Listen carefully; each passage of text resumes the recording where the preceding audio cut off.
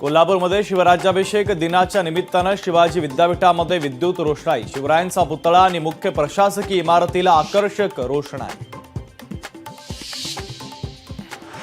ज्योतिबा विकास प्राधिकरणाचा पहिला टप्पा मंजूर, 259 कोटी 59 लाख रुपयांचा निधी मंजूर। अंतिम आराखड्यामध्ये ग्रामस्थांचे 5 प्रतिनिधी सहभागी होणार। विधी सीईटीमध्ये 100% 4 विद्यार्थी चौकशीच्या फेऱ्यात, बिहारच्या पाटणा शहरातील 4 विद्यार्थी चौकशीच्या फेऱ्यात। बुलढाण्यामध्ये बकरी ईदच्या पार्श्वभूमीवर जिल्हा प्रशासन सज्ज, सण शांततेमध्ये साजरा करावा, जिल्हाधिकाऱ्यांचं आवाहन।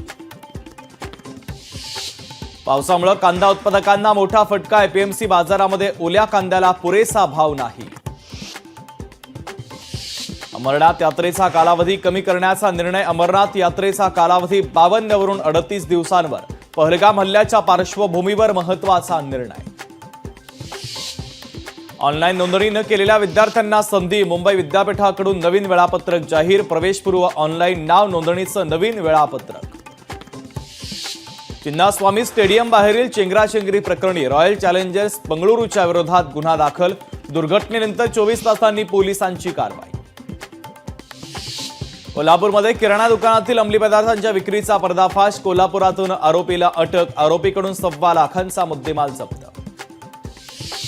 कोल्हापूरमध्ये अल्पवयीन मुलाचा कारनामा, शेजारच्यांच्या घरातून 18.5 तोळे सोनं केलं लंपास, तर 50,000ची रोकड चोरून मौज मजा केल्याचा प्रकार उघड।